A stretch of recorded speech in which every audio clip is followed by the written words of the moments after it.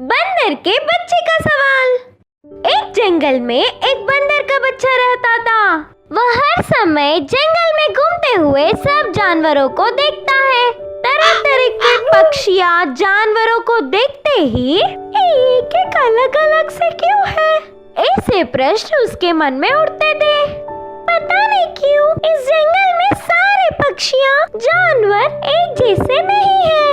एक को पूछो तो दूसरे को बड़ी पंख है। एक जमीन पर भागता है तो दूसरा पानी में तैरता है और एक हवा में उड़ता है। ऐसे क्यों, कुछ समझ में नहीं आ रहा। कोई भी माँ को पहले गुरु मानते हैं ना। मेरे सारे संदेह प्रश्न माँ से जान लूंगी, बोल के माँ के पास गया। माँ, मेरे मन में कुछ संदेह प्रश्न है, उन्हें आप जवाब दोगे? हाँ, बिल्कुल दूंगी। पूछो बेटा। उस जंगल में सब अलग अलग है, ऐसे हमें इतने लंबे पूछ क्यों है? अच्छा, तो यही है तुम्हारे संदेह। हम बंदर हैं, कभी एक जगह पर नहीं रहते। एक पेड़ के ऊपर से दूसरे पेड़ पे उछलते रहते हैं। हमारे पूंछ से पेड़ के डाल को मजबूती से पकड़कर बड़े पेड़ों को पार करते हैं। उतना ही नहीं, हमारे पूंछ से शरीर पे उड़ते हुए कीड़ों को भी भगा देते हैं। अच्छा, ऐसा है। माँ, पूंछ सिर्फ हमें ही होता है क्या, और किसी को भी नहीं होता है क्या?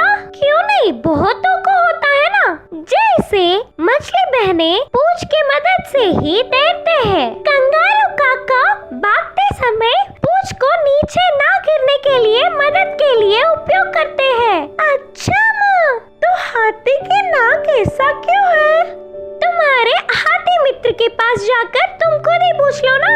बंदर की बच्ची उसके मित्र हाथी के पास गया। हे यार, तुम्हारी नाक ऐसी इतनी लंबी क्यों है?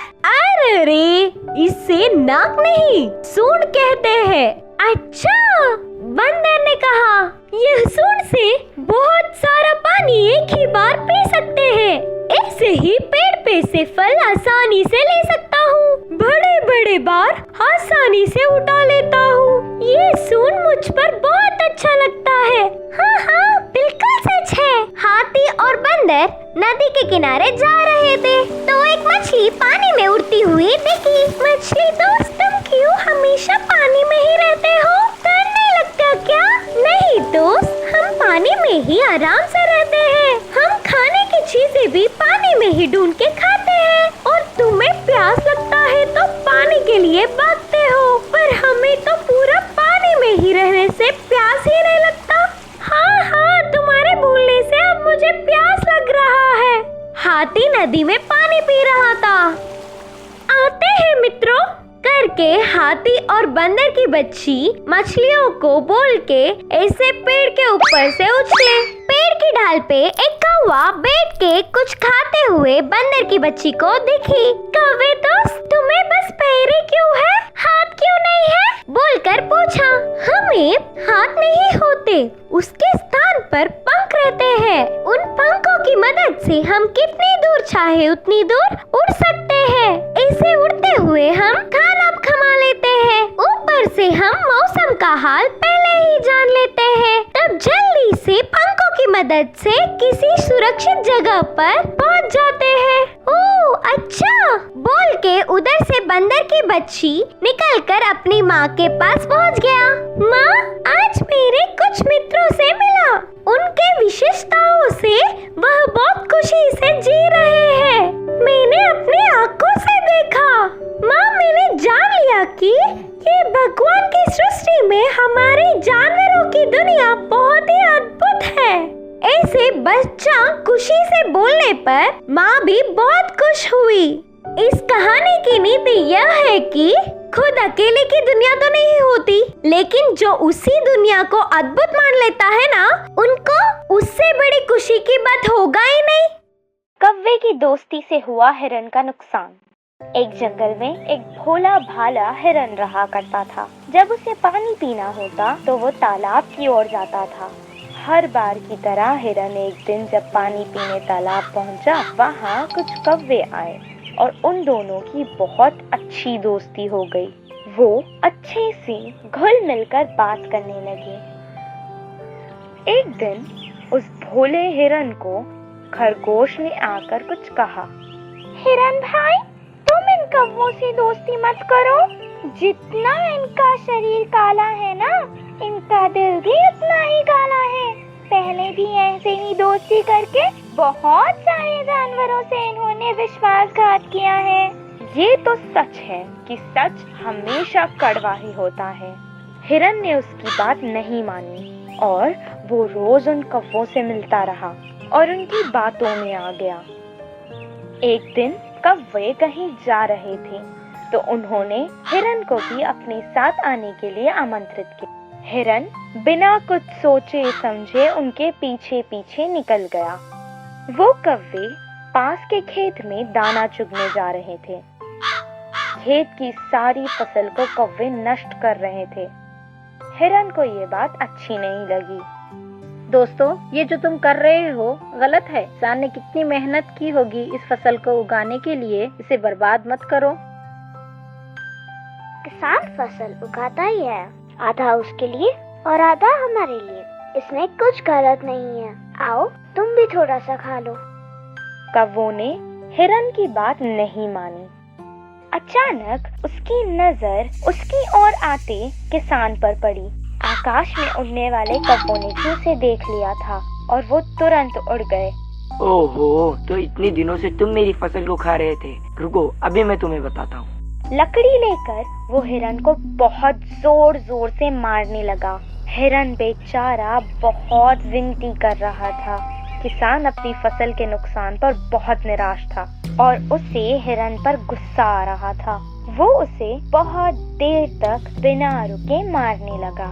इस कहानी से हमें ये शिक्षा मिलती है कि बुरे लोगों के साथ अगर रहोगे तो वो तो बच जाएंगे पर तुम फंस जाओगे। जादुई आम। एक जंगल में एक आम का पेड़ हुआ करता था। वो चाहता था कि वो हर किसी की मदद कर सके ताकि सब उसकी इज्जत करें और हर बार उसे याद करें। वो बहुत दिन तक तपस्या करने लगा। एक दिन उसके सामने एक देवी प्रकट हुई और कहने लगी, तुम्हारी तपस्या करने का कारण क्या है? जो मेरी इज्जत करेगा, मुझे पानी देगा, मैं उसके सारे कष्ट दूर करना चाहता हूँ। मुझे कोई वरदान दो माँ। तुम बहुत अच्छे हो। तुम बिल्कुल स्वार्थी नहीं हो। तुम दूसरों की मदद करना चाहते हो। ठीक है, लेकिन एक शर्त है। तुम्हें जो वरदान मिला है इसके बारे में किसी को भी नहीं मालूम होना चाहिए। जो भी बिना अपने स्वार्थ के तुम्हारी सेवा करेगा, तुम सिर्फ उसकी ही मदद कर सकते हो। इतना कहकर वो तुरंत वहाँ से गायब हो गई। अब वो पेड़ चाहकर भी किसी की भी मदद नहीं कर सकता था। वो बहुत उदास हो गया। तभी वहाँ एक आदमी लकड़ियाँ चुनता हुआ उसके पास आया। बहुत तेज धूप होने के कारण उसने अपनी लकड़ियों को बांधकर उस पेड़ के नीचे रख दिया और वो भी पेड़ के नीचे आराम करने लगा। उसे पेड़ की शक्तियों के बारे में पता नहीं था। शाम होने के बाद वो वापस घर चला गया। कुछ दिन बाद एक औरत आम चुनते हुए जंगल में आई। उस पेड़ के नीचे पड़े सभी आमों को वो एक टोकरी में रखकर कुछ देर आराम किया और फिर वापस चली गई। पेड़ बहुत दुखी था क्योंकि किसी ने भी उसकी सहायता नहीं की थी, पर सब अपने स्वार्थ के लिए ही उसके पास आए थे। कुछ दिन बाद एक आदमी अपनी बकरियों को लेकर जंगल में उन्हें चराने लाया। उसने पेड़ को देखा और कहा, ये पेड़ तो कितना सूख गया है। शायद किसी ने भी इसे पानी नहीं दिया। कितने दिन से प्यासा होगा। अब तो बारिशों का भी मौसम नहीं है। इतना कहकर वो पास के कुएं से पानी ले आया और उस पेड़ के पास डालने लगा। उस आदमी की निस्वार्थ सेवा को देखकर पेड़ बहुत खुश हुआ और उसने उसे एक आम दिया और कहने लगा, ये आम जादुई आम है। अगर तुम इसे खाओगे तो जो भी इच्छा तुम मांगोगे वो पूरी होगी। वो आम लेकर आदमी बहुत खुश हुआ। तुरंत अपने घर वापस चला गया और अपनी पत्नी को सब सुनाने लगा।